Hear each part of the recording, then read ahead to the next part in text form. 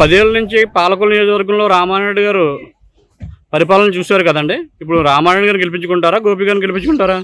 రామానాయుడు గారు అంటే మాకు ఇక్కడ జరిగింది ఏమీ లేదండి. ఆయన పబ్లిసిటీ తప్ప రెండోది ఏం కనబడతలేదు. అంటే ఇక్కడ జగన్మోహన్ రెడ్డి సంక్షేమ పథకాలు చూస్తుంటే చిన్నపిల్లల దగ్గర నుంచి చాలా వరకు ఉన్నాయండి. ఆ సంక్షేమ పథకాల్లో మాకు ఈ జగన్మోహన్ రెడ్డి గారు నిలబెట్టిన క్యాండిడేట్ గుడాల గోపి గారే మాకు కావాలి. ఇప్పుడు మనకి సంక్షేమ పథకాల్లో జగన్మోహన్ రెడ్డి గారు నిలబెట్టిన క్యాండిడేట్ గుడాల గోపి గారు ఈయన వచ్చిన తర్వాత అభివృద్ధి బాగా జరుగుతుంది. ఇక్కడ డంపింగ్ అనగా ఈ పాలకొల్లో ఏదైనా సరే చాలా స్పీడ్గా పనులు చేస్తున్నారు. అంచేత ఈ గోపి గారిని లెక్కించుకోవడానికి మేము చూస్తున్నాం. పాలకొల్లు నియోజకవర్గంలో మీరు నిర్మల రామానాయుడు గారిని నిలిపించుకుంటారా, లేకపోతే వైఎస్ఆర్సీపీ పార్టీ నుంచి వచ్చిన గుడాల గోపి గారిని నిలిపించుకుంటారా? నిమ్మల రామానాయుడు గారిని గెలిపించుకుంటాం. ఎందుకండి?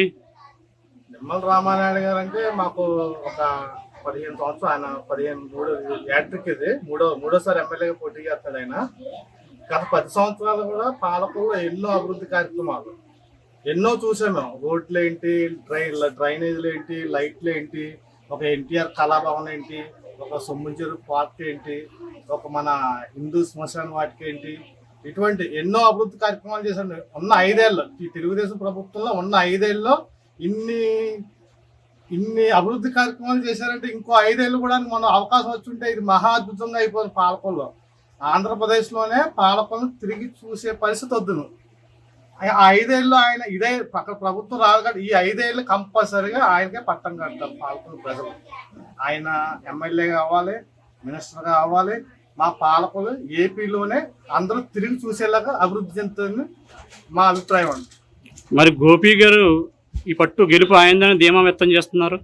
ఆయన గోపి గారు ఆయన మొన్న 2-3 నెలల ఇన్ఛార్జీలు మారిన వచ్చిన ఆయన అండి. ఆయన ఎవరికి తెలుసండి? ఆయన పాలకులు ఆయన పట్టేయలేదు. చాలా మంది తెలియని మనిషి అతనండి అతను. ఈ 2 నెలలు 3 నెలలు ఎలక్షన్లు ఎంతో మంది వస్తూ ఉంటారు, వెళ్తూ ఉంటారు.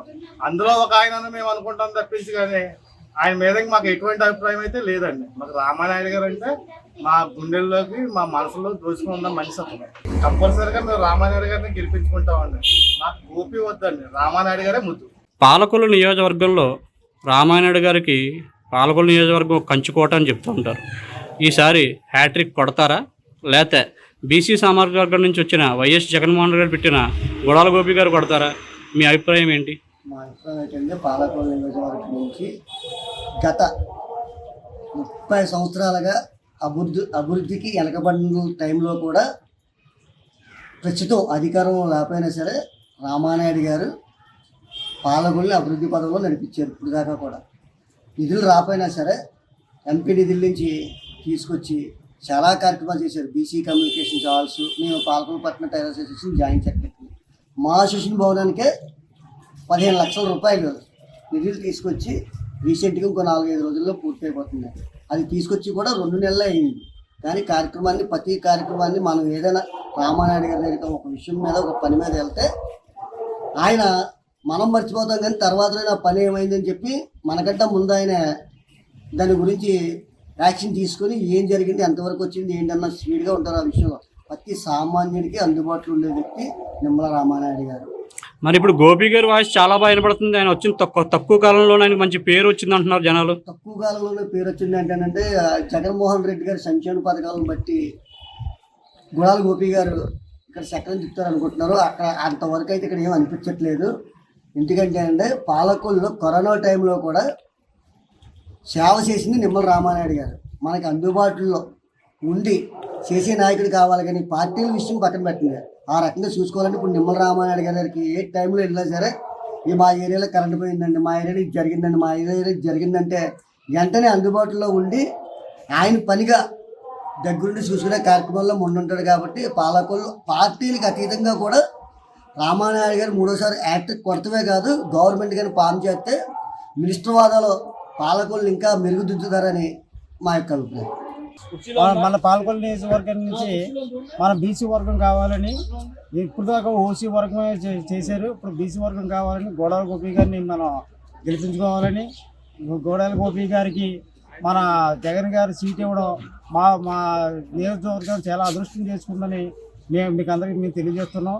ఈ గోపి గారిని విజయం సాధించి 20,000 ఓట్ల మెజార్టీతో గెలిపిస్తామని మేమంతా ఒక పట్టుదల మీద ఉన్నాము.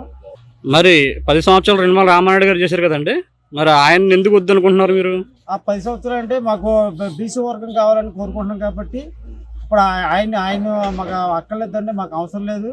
మాకు బీసీ వర్గం అంటే కావాలి. మీకు బీసీ వర్గమే కావాలా, అభివృద్ధి అక్కర్లేదా? అభివృద్ధి కూడా కావాలి. ఏంటంటే మా జగన్ చేసిన కార్యక్రమాలు చాలా ఉన్నాయి కాబట్టి, జగన్ ఎన్నో అభివృద్ధి కార్యక్రమాలు చేశాడు కాబట్టి ఆయన జగన్ కోసం జగన్ నిర్మించాడు కాబట్టి గోపి గారిని పాలకొల్లు నియోజకవర్గానికి గోపి గారిని గెలిపించాలని మా ఆశ. నిమ్మల రామారెడ్డి గారు అడుగుతున్నారు కానీ మనకి ఏంటంటే ఇతను అభివృద్ధి మీద ఈ పబ్లిసిటీ తప్ప ఏమీ లేదు.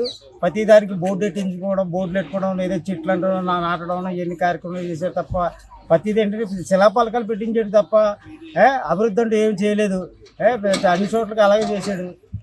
ఇదండి పరిస్థితి. రామాయణాయుడు వద్దు, మాకు గోపి ముద్దు. పాలకొల్లు నియోజకవర్గం మాది 9వ వార్డు. నా పేరు శ్రీయాల ప్రసాద్ అండి.